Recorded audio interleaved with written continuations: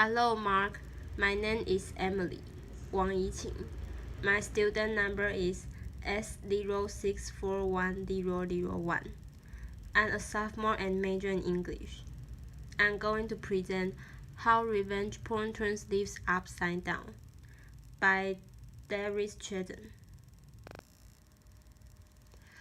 I had about 5 minutes before I was set to deliver a talk to a bunch of business owners about feasibility and being on camera.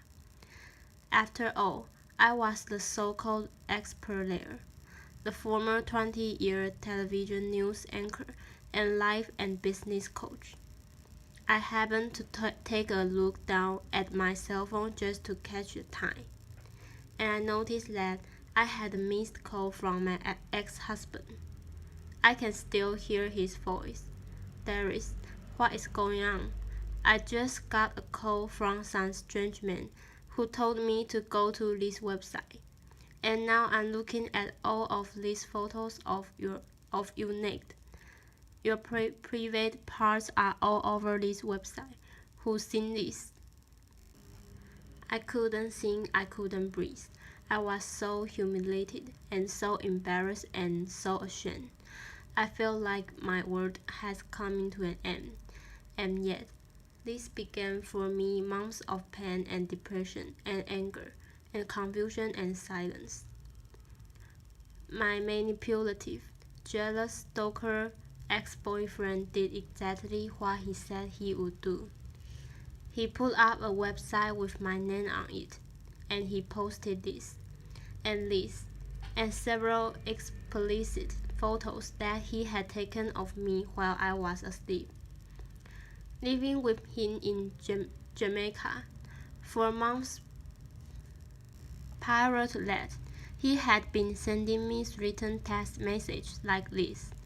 He was trying to make me out to be some sleazy, low-life slut. He had even threatened to kill me.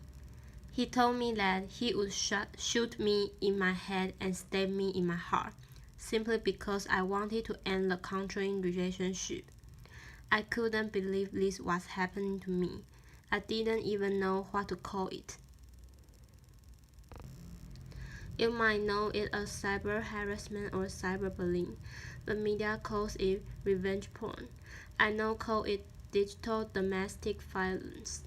It typically stems from a relationship gone bad, where a controlling, jilted ex-lover can't handle rejection.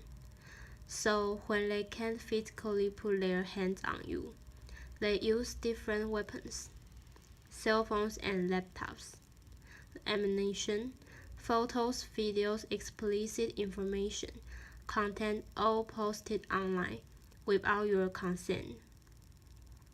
I mean, let's face it, we all live our lives online, and the internet is a really small world. We show off our body photos, baby photos. We start and grow our business.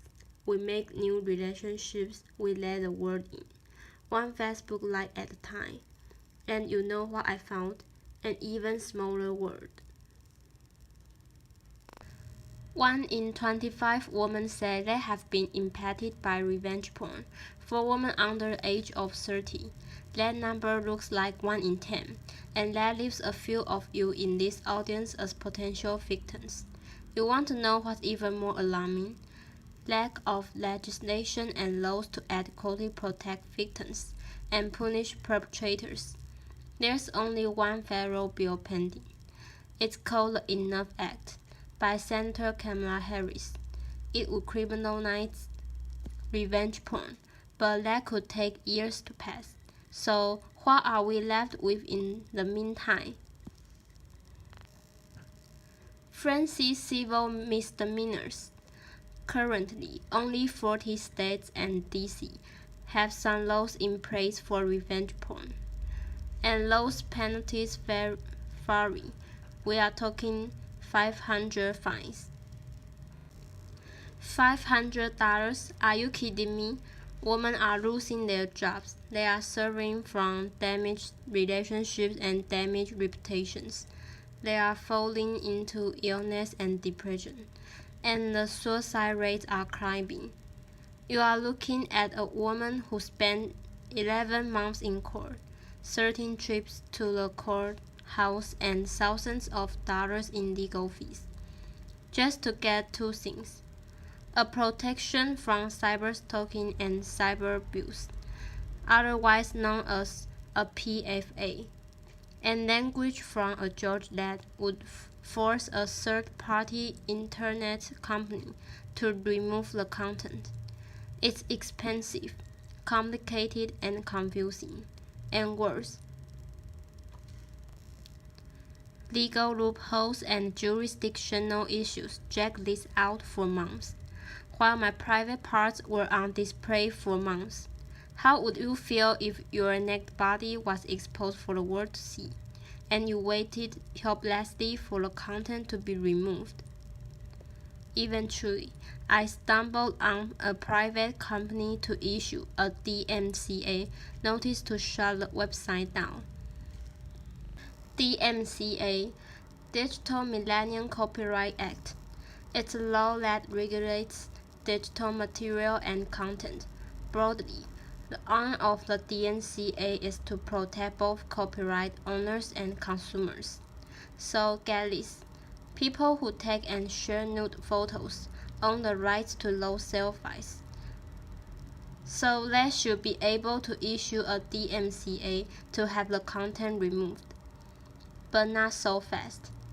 Because the other fight we are dealing with is non-compliant and non-responsive third-party internet companies.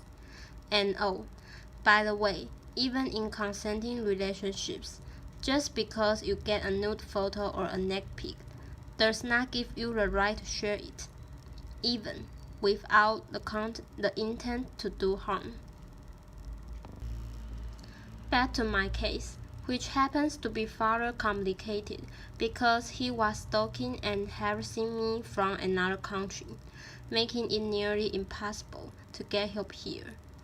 But wait a minute, isn't the internet international? Shouldn't we have some sort of policy in place that broadly protects us regardless to borders and restrictions? I just couldn't give up. I had to keep fighting. So I willingly, on 3 occasions, allowed for the invasion of both my cell phone and my laptop by the Department of Homeland Security and the Jamaican Embassy through forensic investigation. Because I had maintained all of the evidence, I painstakingly shared my private parts with the all-male investigative team, and it was an embarrassing, humiliating, additional hoop to jump through. But then something happened. Jamaican authorities actually arrested him. He's now facing charges under their Malicious Communications Act, and if found guilty, could face thousands of dollars in fines and up to 10 years in prison. And I've also learned that my case is making history. It is the first international case under this new crime. Wow, finally some justice. But this got me to thinking, nobody deserves this.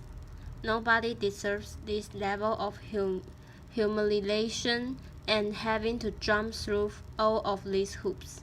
Our cyber civil rights are at stake. Here in the United States, we need to have clear, tough enforcement. We need to demand the accountability and responsiveness from online companies. We need to promote social responsibilities for posting, sharing, and texting, and we need to restore dignity to victims. And what about victims who neither have the time, money, or resources to wage war, who are left disempowered, mislabeled, and broken? 2 things. Release the shame and end the silence. Shame is at the core of all of this. And for every silent prisoner of shame, it's a fear of judgment that's holding you hostage. And the price to pay is the stripping away of your self-worth.